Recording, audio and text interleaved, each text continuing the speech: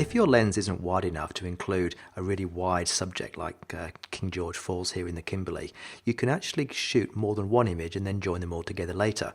These three pictures here, left, middle and right, combine to make this picture here, which is in the book. And it's really quite straightforward to do, but you do need some other software like Photoshop Elements or Photoshop itself. Lightroom can't actually stitch images together internally. It has to refer the images to another piece of software, but there's lots of stuff out there. So I'll just show you how I do it. It's quite straightforward really. First of all, you need to select the three pictures by holding down the Control or the Command key on a Mac so that they're all highlighted. So I'm telling the computer I'm going to work with all of these images equally. I'll set my adjustments for the middle picture. That's fairly straightforward. I'll make sure it's nice and level and everything's ready to go. Then all I need to do is go Photo, Edit in, and at the bottom here you have the option to send these images to Photoshop directly without having to save pictures out and then reopen them again in Photoshop. Merge to Panorama in Photoshop. I click that and it brings up Photoshop and it brings up the Photo Merge dialog box. Now it's always going to be defaulting to auto. I find that I get more consistent results by changing it to cylindrical.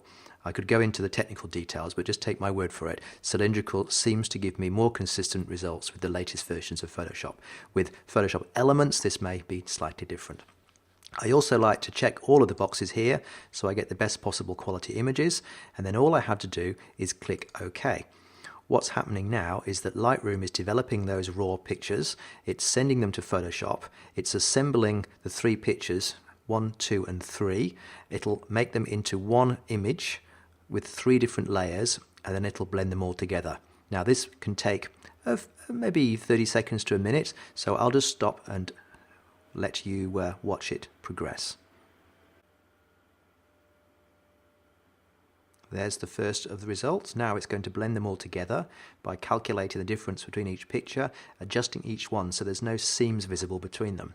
And then you should see the finished panorama any second. There it is. That's all three pictures joined together. But you'll see that the outline is a bit strange because I shot this on a fairly wide angle lens, and the field of view of a wide angle lens is actually curved at the edges. So all I need to do now is to crop the image by hitting the C key in Photoshop.